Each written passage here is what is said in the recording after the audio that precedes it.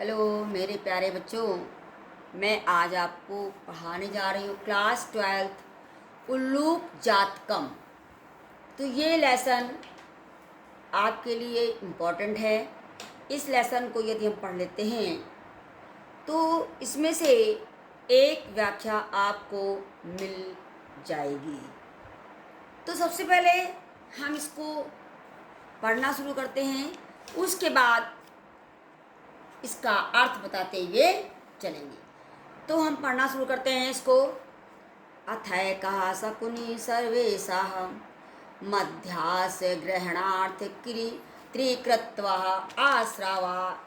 आश्रावायतः ततः एकः काका उत्थाय तिष्ठे तावत् अस्मिन् राजाभिषेक काले एव रूपमुखं कुध्रश्चाकीर्दसद् भविष्यति। देखिए, इसके बाद एक पक्षी ने सबका मत जानने के लिए मध्यास ग्रहात त्रिकृत आश्रव सुनने के लिए एक क्या कहा उसने, एक घोषणा की 3 बार कि क्या तुमको ये जो राजा बनाया जा रहा है वो पसंद है। तथा एक काका उठा, तभी एक कौवा उठकर बोला,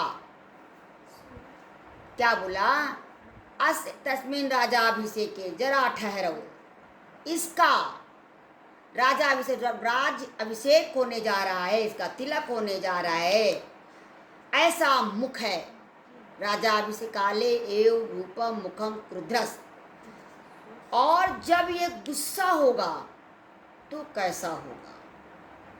इसके क्रुद्ध होकर देखने पर तो क्या अनेन ही क्रुद्धेन अवलोकिता, देखने पर तो हम लोग वयम तप्त कटाहे प्रक्षिप्ता स्थलः, मतलब हम लोग गर्म कढ़ाई में डाले हुए तिलों की तरह इवा तत्र तत्रैव धड़च्छामा, जहाँ के तहाँ भुन जाएंगे, यानी जल भुन जाएंगे। कहने का भाव ये है कि इस समय इसका मुख देखो, राजाभिषेक होने जा रहा है तो इसका मुख देखो कितना खराब लग रहा है। जब ये गुस्सा होगा या क्रोध में आएगा तो इसका मुख किस तरीके से होगा। आगे देखिए, ना मैं रोचते क्रुद्रो भद्रम वाउलूक सभिषेचनम, उसने कहा कि मैं उल्लू के अभिषेक को नहीं पसंद करता या मैं नहीं चाहता। आक्रुद्धस् मुखम पश्य तथम क्रुद्धो भविष्यति, अभी इसका जब ये राजाभिषेक होने जा रहा है तब इसका मुख देखो कैसा है, और जब ये गुस्सा होगा या क्रोध में होगा तो इसका मुख कैसा होगा। तो कहने का भाव ये है कि मैं इसको पसंद नहीं करता। थैंक यू मेरे प्यारे बच्चों। हेलो मेरे प्यारे बच्चों, मैं पढ़ाने जा रही हूँ आपको उत्प्रेक्षा अलंकार। तो सबसे पहले उत्प्रेक्षा अलंकार की आपको परिभाषा बताते हैं, और ये परिभाषा बहुत जल्दी से आपको याद करा देंगे।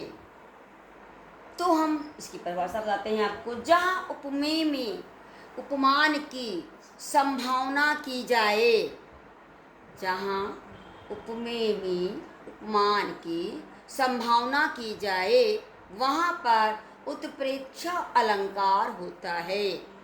वहाँ पर क्या होता है, उत्प्रेक्षा अलंकार होता है। जैसे मनु मानो, जनु जानो, मनहु जनहु आदि उत्प्रेक्षा के वाचक शब्द हैं।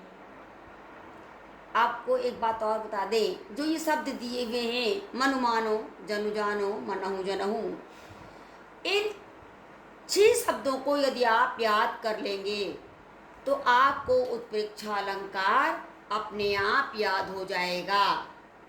तो क्या याद करना है हमको? मनु मानो, जनु जानो, मनहु जनहु। और ये 6 शब्द याद हो जाने पर आप उत्प्रेक्षा अलंकार को आराम के साथ पहचान लेंगे।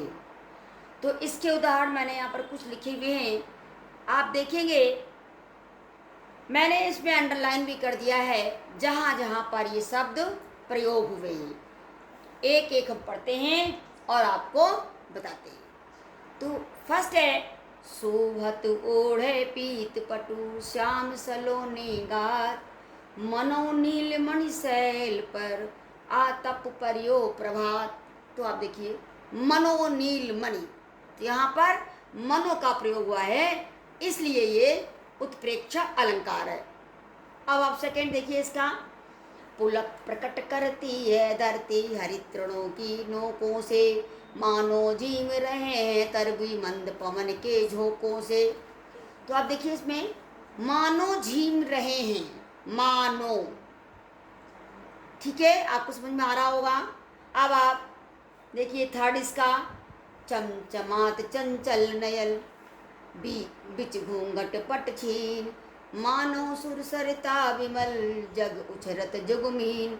अब इसमें देखिए कहाँ पर है? मानहु सुर सरिता। तो ये कौन सा अलंकार हमारा होगा? उत्प्रेक्षा अलंकार। अब देखिए इसका फोर्थ देखिए। धाय धाम काम सब त्यागी मनहु रंग निधि लूटन लागी। तो यहाँ देखिए मनहु रंग, ठीक है। तो यहाँ पर जहाँ मनहु है ये कौन सा अलंकार हमारा हो जाएगा? उत्प्रेक्षा अलंकार। अब इसका 5 देखिए। मनुष्य शेखर की अकस किए शेखर सतचंद मनु। आ गया मनु, मनु के नीचे देखिए अंडरलाइन है। मनुष्य शेखर की अकस किए शेखर सतचंद। तो आपने यहाँ पर देखा कि जो यहाँ पर उदाहरण दिए हैं उनमें कहीं ना कहीं पर मनु, मानो, जनु, जानो, मनहु, जनहु आदि का प्रयोग हुआ है और इसी कारण ये हमारा उत्प्रेक्षा अलंकार है। तो आपको ये अलंकार समझ में आ गया होगा। थैंक यू मेरे प्यारे बच्चों। हेलो मेरे प्यारे बच्चों, मैं आपको पढ़ाने जा रही हूँ सूर्यकांत त्रिपाठी निराला की जीवनी। तो देखिए बहुत इसका अच्छा तरीका है जीवनी लिखने का। यदि एक बार भी समझ लेंगे तो आपको समझ में आ जाएगा। तो सबसे पहले हम क्या करते हैं, इसके महत्वपूर्ण बिंदु लिखते हैं। जितनी भी महत्वपूर्ण चीज़ें होती हैं उनको लिखते हैं। तो जैसे हमने यहाँ पर देखिए लिखा है जन्म स्थान, बचपन का नाम, पिता का नाम, पत्नी का नाम, पुत्री का नाम, रचनाएं, भाषा शैली और मृत्यु।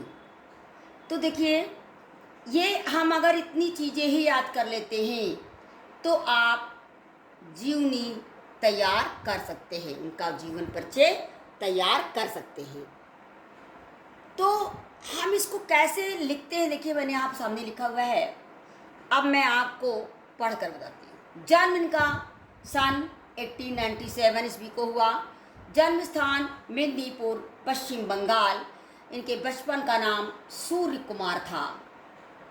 पिता का नाम राम सहाय त्रिपाठी, पत्नी का नाम श्रीमती मनोहरा देवी, पुत्री का नाम सुश्री सरोज। इनकी रचनाएं थी परिमल, अलका, कुकुरमुत्ता। इनकी भाषा शैली कैसी थी? परिवारजित, खड़ी बोली, प्रबंध और मुक्तक शैली। मृत्यु इनकी हुई है 15 अक्टूबर 1962 ईस्वी को। तो ये थे कुछ महत्वपूर्ण बिंदु।